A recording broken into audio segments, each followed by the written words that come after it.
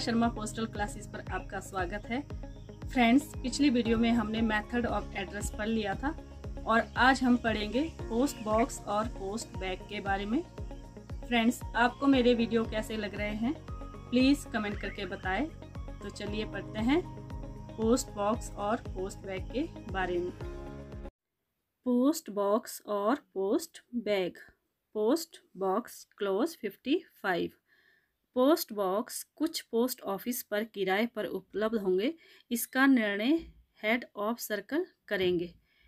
Post box का वार्षिक किराया 150 रुपये है।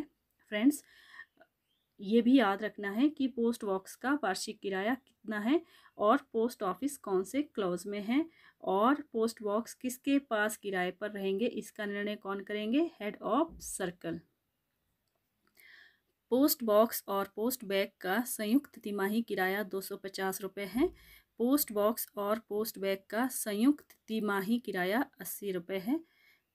तो फ्रेंड्स, ये भी आपको याद रखना है कि जो पोस्ट बॉक्स का और पोस्ट बैग का संयुक्त वार्षिक किराया 250 और संयुक्त तिमाही किराया 80 रुपये है।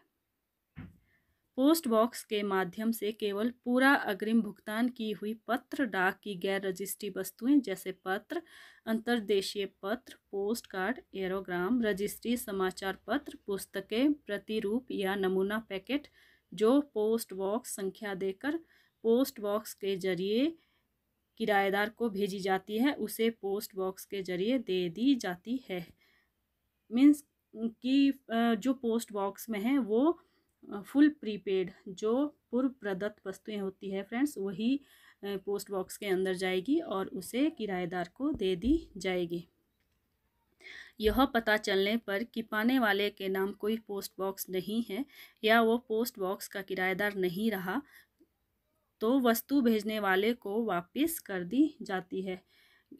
इसका मतलब है फ्रेंड्स कि अगर कोई पहले किराएदार था, उसके पास पोस्ट बॉक्स था किराए पर और बाद में उसने वो वापस कर दिया हो या उससे जो पोस्ट बॉक्स है वह वापस ले लिया हो और फिर भी उसकी वस्तुएं आ रही हो तो उसे वो नहीं दी जाएगी और वापस भेजने वाले को कर दी जाएगी।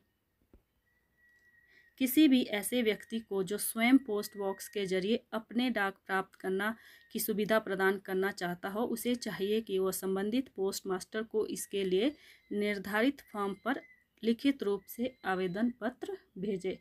कोई व्यक्ति चाहता है कि उसे पोस्ट ऑफिस की पोस्ट बॉक्स की सुविधा उपलब्ध करवानी है तो वो संबंधित पोस्ट मास्टर को एक आवेदन पत्र भेजेगा।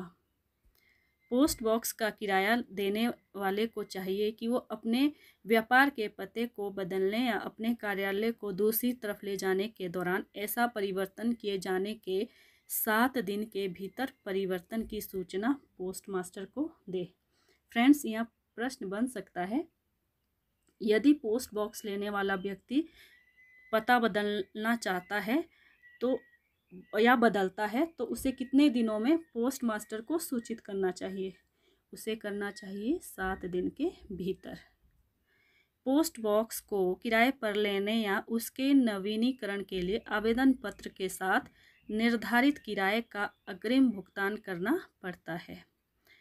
किराए की अवधि के दौरान किसी भी समय यदि किराएदार ताले की चाबी खो दे या ताला व चाबी ठीक काम करने की हालत में ना हो तो किराएदार के लिए यह ज़रूरी होगा कि वो इस मामले को तुरंत पोस्ट मास्टर को जानकारी दे और यदि उसने ताला और चाबी दोनों या केवल ताला खो दिया हो या तोड़ दिया हो तो ताला और चाबी दोनों की लागत जमा करेगा और यदि चाबी खो दी हो तो केवल चाबी की लागत जमा करेगा। हानि या टूट फूट की सूचना न देने पर पोस्ट बॉक्स का नियंत्रण रद्द कर दिया जाएगा। अगर पोस्ट बॉक्स की हानि कर दी हो, उसके ताला व चाबी के साथ छेड़खानी कर दी हो तो इसका नियंत्रण रद्द कर दिया जाएगा। चाबी के खो जाने या टूट फूट के बारे में यदि किराएदार की इच्छा हो तो वो सुरक्षा के तौर पर ताला और चाबी दोनों की लागत जमा कर सकता है और ऐसा करने पर उसे नया ताला और चाबी सप्लाई कर दिया जाएगा। किसी दूसरे व्यक्ति के नाम से आया हुआ आर्टिकल जिस पर उस पोस्ट बॉक्स का नंबर हो तो वह उसे डिलीवरी नहीं होगा, लेकिन कुछ अपवादों में। मीन्स अगर किसी व्यक्ति ने पोस्ट बॉक्स किराए पर लिया है और वो चाहता है कि और भी किसी की डिलीवरी आए, तो कुछ ही अपवादों में ऐसा हो सकता है। पोस्ट बॉक्स की राय लेने वाले फर्म के कर्मचारी, पारिवारिक सदस्य और मेहमान, पोस्ट बॉक्स किराए लेने वाले के साथ रहने वाले व्यक्ति व काम करने वाले।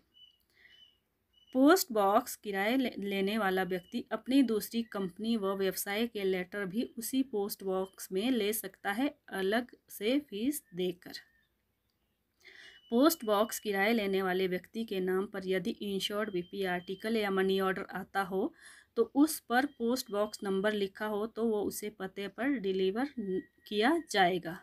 मीन्स कि अगर पोस्ट बॉक्स लेने वाला जो किराएदार है उसके लिए आता है रजिस्टर्ड या इंश्योर्ड बीपी आर्टिकल या मनी ऑर्डर आता हो तो उसे वह उसके पते पर डिलीवर किया जाएगा। अगर वह पते पर कोई पोस्ट बॉक्स नहीं है या उसकी पोस्ट बॉक्स की अवधि ख़त्म हो गई हो तो वो आर्टिकल डिलीवर नहीं करेंगे। पोस्ट बॉक्स लेने वाले व्यक्ति को रेंटर कहा जाता है। ये भी फ्रेंड्स आपको याद रखना है, जो पोस्ट बॉक्स की सुविधा लेता है उसको रेंटर कहा जाता है। यदि किराएदार द्वारा पोस्ट मास्टर को किराए की अवधि के खत्म होने के 15 दिन के भीतर ताला और चाबी नहीं दे दी जाती तो उपयुक्त अवधि के भीतर पोस्ट बॉक्स के किराए का नवीकरण नहीं कराया जाता तो जमा की हुई रकम जब्त की ली जाएगी।